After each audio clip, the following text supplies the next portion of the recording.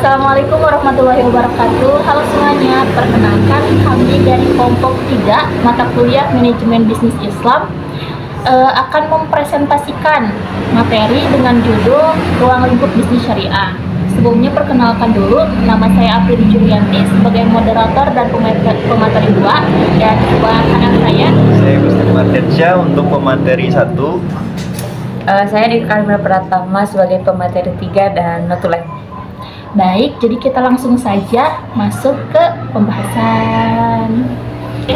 Pengertian bisnis. Bisnis adalah aktivitas yang dilakukan dalam rangka memproduksi dan mendistribusi barang dan jasa baik secara individu maupun secara kolektif.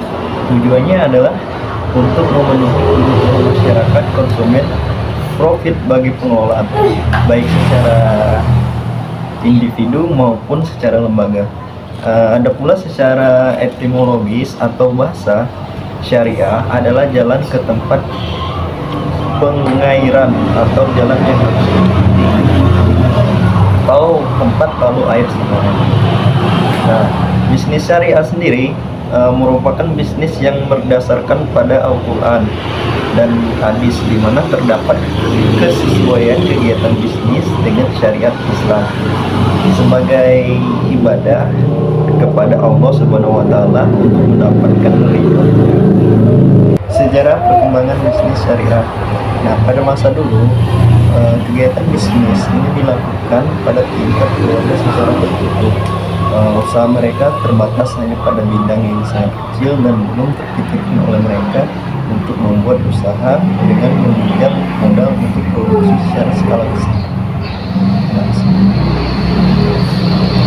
sekarang ini zaman globalisasi dunia yang makin transparan, kita lihat bagaimana hebatnya persaingan bisnis perusahaan nasional, multinasional, perang ekonomi lewat perdagangan antar bangsa yang saling berebut untuk menguasai pasar dunia dalam bidang barang maupun jasa.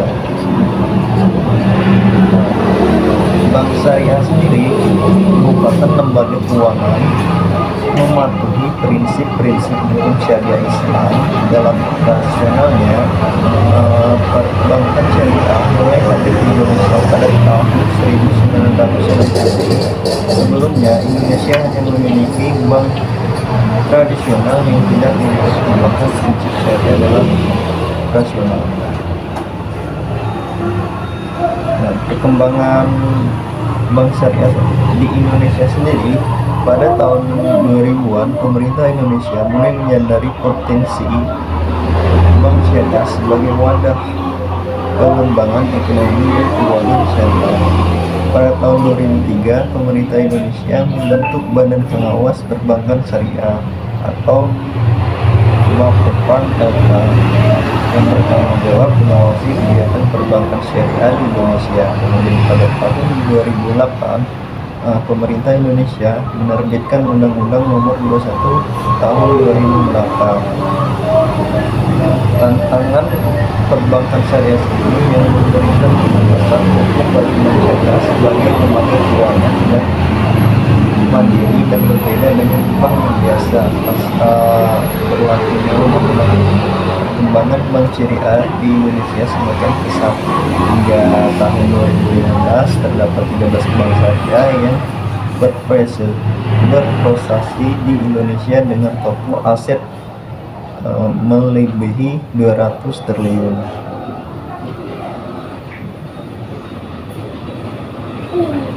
Selain mengembangkan peluang, sistem perbankan syariah juga menghadapi banyak tantangan yang semakin kompleks. Secara keseluruhan, tantangan beratnya adalah bagaimana menciptakan sektor keuangan syariah, khususnya sistem perbankan syariah yang profesional, sehat, dan terpercaya. Jika dikategorikan, tantangan tersebut ada yang datang dari dalam, internal, dan ada pula yang datang dari luar atau eksternal. Nah, ada pula sejumlah tantangan itu meliputi pengembangan kelembagaan, sosialisasi dan promosi, perluasan jaringan kantor, peningkatan SDM, peningkatan modal, dan peningkatan pelayanan. Tantangan dalam membangun kesadaran masyarakat akan pentingnya perbankan syariah. Selanjutnya, usaha perusahaan. Perkembangan bisnis, terutamanya bisnis Islam atau syariah, kini kian marak dan menjamur di Indonesia.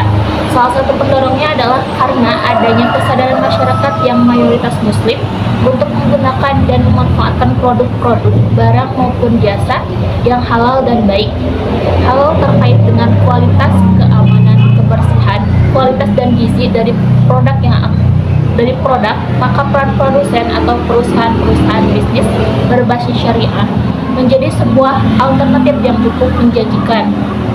Bisnis dengan syariah dapat menjadi salah satu keunggulan kompetitif dan memberikan kepuasan bagi konsumen muslim dengan layanan yang sesuai syariah. Konsumen juga bersikap lebih selektif dan kritis dalam memilih produk yang akan dibeli. Konsumen muslim akan sangat kritis dalam mencari dan menggali informasi tentang produk yang akan dibeli.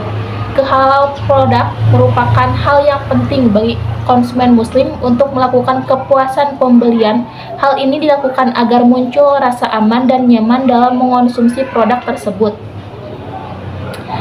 Toko Roti X merupakan salah satu industri roti yang ada dan berproduksi sejak tahun 2015 dan telah memiliki 44 cabang yang tersebar di Indonesia. Toko Roti X menjual berbagai macam roti, di antaranya roti tawar, roti manis, donat, cake, pizza, cupcake, brownies, dan lain-lain. Dalam menjalankan bisnis, Toko Roti X berusaha menerapkan bisnis dengan berbasis syariah dengan menerapkan spiritual company, yaitu landasan untuk menjalankan bisnis yang sesuai dengan syariat agama Islam agar tetap dekat dengan Allah Subhanahu wa taala. Agar usaha bisnis dapat bertahan, sukses dan berkembang sesuai dengan syariah, perusahaan akan senantiasa berupaya untuk mengembangkan diri ke arah yang jauh lebih baik. Ketatnya persaingan antar usaha sejenis, baik yang baru memulai maupun yang sudah lebih dulu dikenal oleh konsumen, mengharuskan Toko Roti X dapat melihat dan memanfaatkan peluang yang ada. Dalam menghadapi persaingan, pelaku bisnis harus mampu menyusun strategi dalam bersaing. Peluang-peluang yang disediakan bisnis. Sebagai seorang manusia, kita ingin mendapat pekerjaan yang layak dan mendapat kepuasan dari pekerjaan yang kita lakukan. Betul kan? Nah, peluang untuk mendapatkan hal tersebut disediakan bisnis secara luas. Bisnis menyediakan lapangan pekerjaan dari berbagai tingkatan dan lapangan. Dunia bisnis sangat tanggap akan kekurangan barang di pasar guna memenuhi kebutuhan manusia. Dan kegiatan ini tidak ada henti-hentinya. Dunia bisnis tumbuh dan berkembang pesat sehingga sekarang di pasar dijumpai berjuta-juta macam barang dan jasa dihasilkan dan membutuhkan berpuluh-puluh juta tenaga kerja. Sekarang, lapangan kerja tidak hanya diarahkan ke bidang pemerintahan atau karyawan perusahaan, akan tetapi mulai mengarah pada dunia bisnis. Toko online merupakan bentuk perubahan yang disajikan di generasi 4.0 ini dalam segi inovasi berbelanja. Fasilitas yang disediakan berbagai toko online disediakan secara gratis oleh pelaku e-commerce. Di antaranya keuntungan yang didapat ketika jual beli di toko online adalah penjual tidak perlu untuk membuat situs atau website jual beli online sendiri. Situs e-commerce dapat digunakan dengan mudah di Indonesia, di antaranya adalah Tokopedia, Bukalapak, Blibli.com, Shopee, Zalora, Lazada, dan lain sebagainya. Toko online itu dapat mudah diakses dan jarang terjadi gangguan.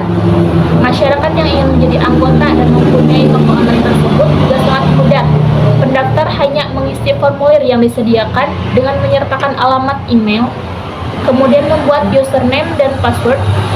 Selanjutnya verifikasi dan sudah dapat mempunyai toko online sendiri.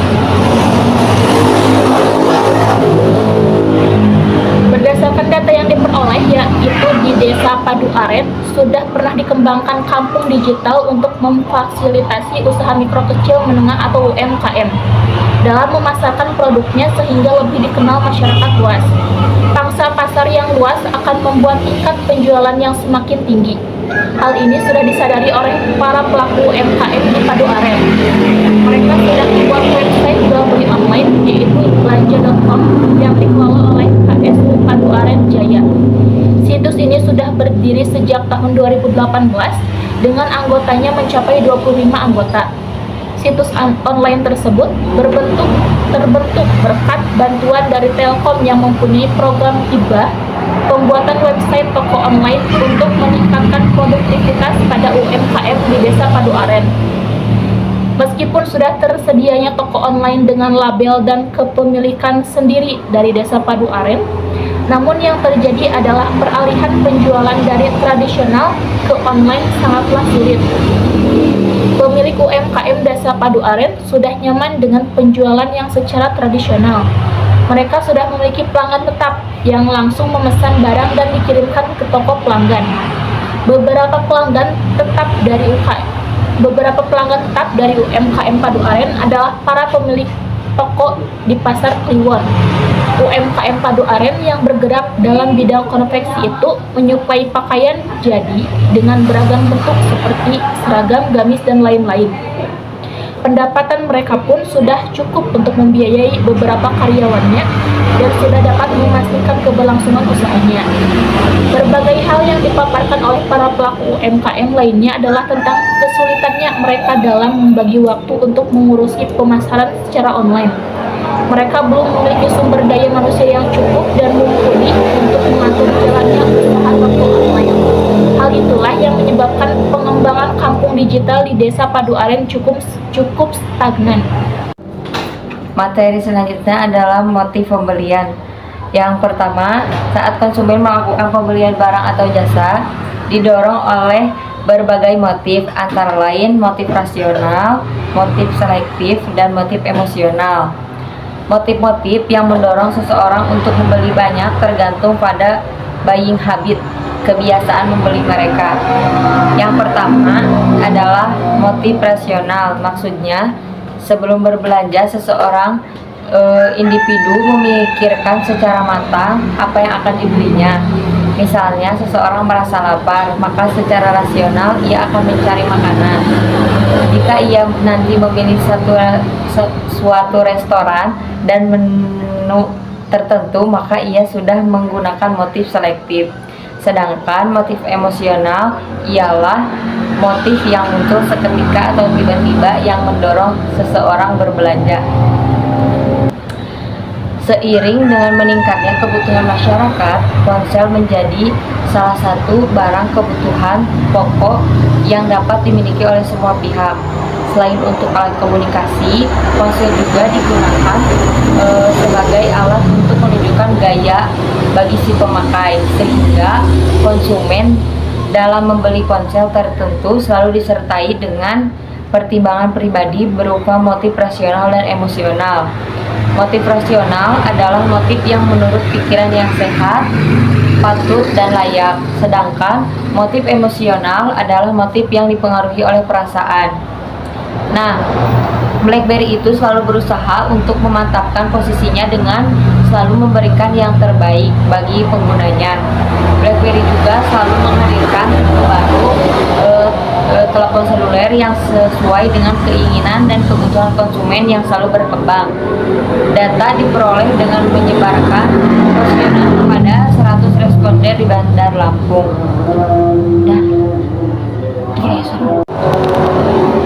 Selanjutnya, bisnis dan dinamika masyarakat. Perilaku adalah sebagai salah satu faktor yang membentuk suatu kebudayaan dalam etnis masyarakat tertentu. Masing-masing kekuatan, baik dari aspek psikologis individu maupun kekuatan pengaruh kelompok sosial dalam masyarakat tertentu akan saling mengisi persepsi seseorang. Pada akhirnya, masing-masing persepsi individu ini juga akan membentuk persepsi sosial yang diyakini kebenarannya sebagai nilai budaya. Demikian halnya dengan budaya masyarakat Madura cenderung fanatik dengan nilai-nilai kemanusiaan, berrelasi konstruktif dengan nilai-nilai etika bisnis syariah. Prinsip-prinsip bisnis Islam baik secara individu atau kelembagaan mengajak pada nilai-nilai profesionalitas, kejujuran amanah, persaudaraan, dan keadilan, serta dilarang monopoli dan praktek riba. Oleh karena itu, merealisasi dan mengembangkan nilai etika bisnis syariah dalam budaya konsumen masyarakat Madura lebih mudah diterima, sebab budaya masyarakat Madura pada dasarnya sangat memperhatikan nilai-nilai kesopanan, saling menghormati, serta tolong-menolong atau kerukunan. Yang terakhir ada materi tentang kewirausahaan. Pemahaman kewirausahaan harus dimiliki melalui pendidikan formal maupun pendidikan non-formal. Pendidikan formal dapat berperan membentuk minat berwirausaha karena telah memberikan bekal bagi tumbuhnya minat berwirausaha, dan berpendidikan non-formal memberikan kontribusi berupa pengalaman-pengalaman berwirausaha sehingga menarik para calon wirausaha untuk menekuni dunia kewirausahaan. Pendidikan kewirausahaan juga dapat dilakukan sejak dini pada anak, yaitu dilakukan pengenalan bukan sebagai pelaku usaha. Oleh karena itu, pemahaman kewirausahaan sangat penting untuk ditanamkan kepada warga masyarakat Indonesia. Kewirausahaan sosial dapat membantu mengatasi sedikit permasalahan terkait ekonomi karena masyarakat secara langsung terlibat sebagai pelaku bisnis. Di sini ada beberapa faktor pendorong untuk berwirausaha. Yang pertama, personal, jujur, bisa bergaul dengan orang lain, percaya diri, mau kerja keras, rajin, dan sebagainya. Yang kedua, psikologikal, mereka yang mau membantu dan menyongsong kegiatan wirausaha. Yang ketiga, ada pemutusan kerja atau PKH sehingga menganggur.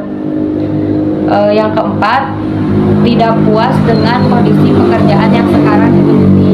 Yang kelima, dorongan dari keluarga. Yang keenam, didesak kebutuhan hidup, mencoba-coba berwirausaha dan berhasil.